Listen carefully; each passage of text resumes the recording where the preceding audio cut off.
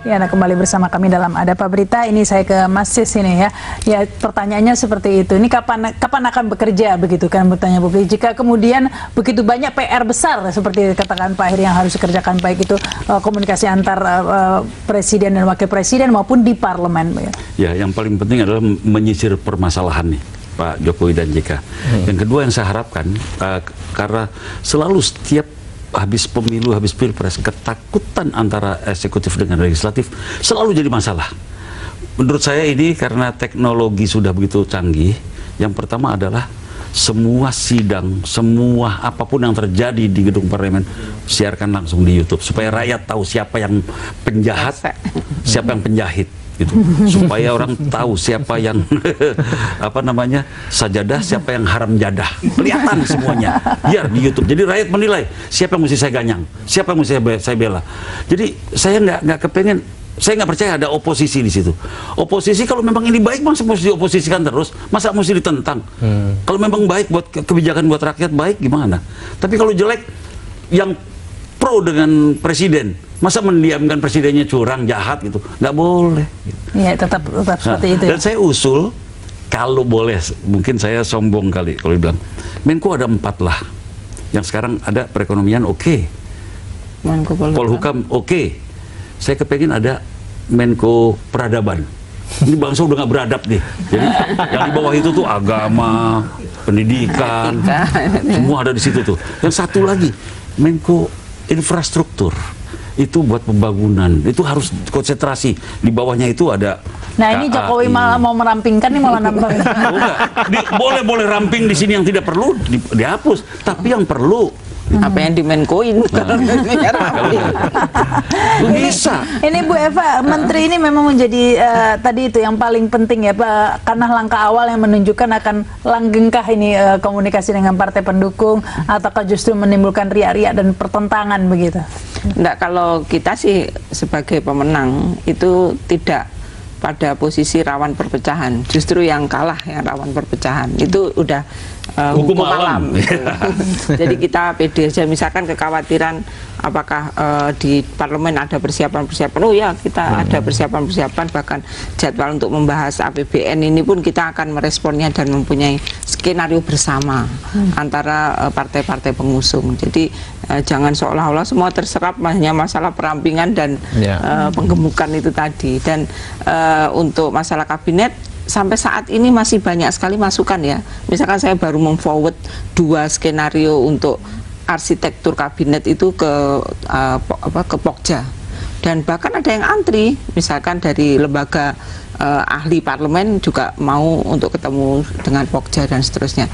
Jadi ini masih open menu, siapapun boleh membicarakan, dan saya bisa terima juga Pak JK ya, bahwa jangan disibukkan untuk hal teknis, nanti outputnya ketinggalan. Itu pun juga masuk akal. Tapi begini loh, kita ini kan punya metode, punya strategi untuk assessment impact. Mbok ya dipakai pendekatan ilmiah tersebut. Jangan kemudian jangan gini tanpa argumen yang ilmiah. Dan itu sudah kita siapkan juga gitu. Iya, dan saya mau tambahkan, saya amat sangat setuju yang duduk di kabinet atau nggak boleh duduk di partai. Itu luar biasa. Dan seperti siapa? Cak Min katanya agak kebakaran jenggot walaupun nggak punya jenggot ya. Tapi saya rasa Cak Min harus nurutlah dengan cara seperti itu. Itu cara terbaik untuk kerja keras ya di kantor tapi Mas, jangan hanya untuk yang parpol ya, tapi yang pengusaha juga nggak boleh, yang ngurus ormas juga nggak boleh. Betul. Jadi semua harus memprioritaskan pada kabinet lah. Gitu. Saya setuju, kabinet kerja keras nih, nggak boleh kerja tempat lain. Pikirin ini negara udah, kalau kapal ini Titanic nih, bahaya nih. Saya kepengen nahodanya. Tapi politik kan tidak bisa seperti itu ya Pak Heri ya. Ini realitas politik pastinya beda. Itu excuse selalu kayak gitu. Politik kan gini, politik begini. Enggak lah. Itu kepemimpinan. Ini mau kerja bagus, hasil bagus. Karena kita pernah lihat ya, misalnya Gus Dur ya dulu waktu Departemen Penerangan dihapuskan begitu kan ya. Tapi ini justru itulah menjadi pertentangan kemudian begitu kan Pak Heri ya. Iya, dinamika itu pasti akan selalu terjadi. Itulah yang saya katakan, bagaimana kemudian mengelola dinamika perbedaan-perbedaan itu meredam menjadi sebuah kekuatan. Inilah tadi kan sebelum segmen istirahat saya sampaikan bagaimana kemudian Pak Jokowi dan Pak JK itu kalaulah ada perbedaan tapi di backstage, tidak muncul di front stage. Sehingga apa? Sehingga publik melihat kedua orang ini selalu sejalan gitu. Ini yang paling penting. Sama di partai-partai juga seperti itu. Bagaimana caranya misalnya ini yang kadung duluan keluar adalah teman-teman PKB. Nah mestinya sebelum keluar itu kan diakomodir. Nah inilah menurut saya perkembangan politik itu kan begitu cepat. Tapi semua elemen-elemen untuk meredam agar tidak kelihatan di depan publik ada perbedaan-perbedaan itu juga harus bergerak gitu. Kenapa? Karena apa? Sekarang semua elemen menurut saya, kebetulan mungkin Mas Sis tidak, tadi kan sudah secara tegas mengatakan tidak berharap sesuatu lah dari kemenangan Jokowi JK. Tapi kan banyak relawan-relawan yang lain menurut saya juga berharap gitu. Ada. Jadi kadang-kadang juga gini, mana ada makan siang gratis kan seperti itu kan ada juga orang yang berpikir seperti itu. Tidak semuanya sama. Tidak semuanya sama. Nah, mengelola orang-orang yang punya pemikiran seperti inilah perlu juga energi khusus juga menurut saya. Nah, jangan sampai ya apa yang dipikirkan oleh Pak Jokowi selama kampanye disampaikan, salah satu contoh misalnya, beliau sangat ingin fokus untuk tetap tidak dibatasi ketemu dengan rakyat misalnya. Lalu kemudian bagaimana beliau ingin agar struktur kabinet ramping, ingin orang-orang yang duduk adalah orang-orang profesional.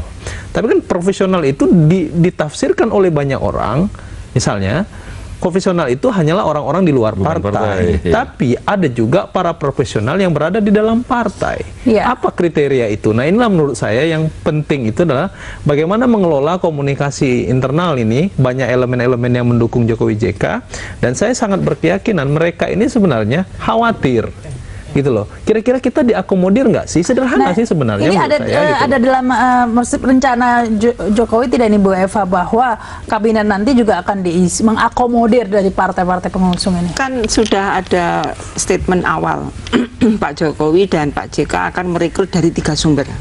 Yang pertama dari parpol, kemudian dari relawan, kemudian yang relawan itu dan publik ya, ngusulin itu. Dan yang ketiga adalah dari headhunter. Jadi tim khusus yang dibentuk oleh beliau berdua yang talent scouting, nyari malahan bukan pasif seperti menerima usulan. Jadi 3 sumber. Jadi logikanya bahwa ada kuota di dalamnya. Oke, parpol 50% misalkan ya, profesional 50%. 50% ini juga termasuk relawan dan seterusnya. Nah, di antara parpol-parpol ini ya logika proporsional lah yang dipakai.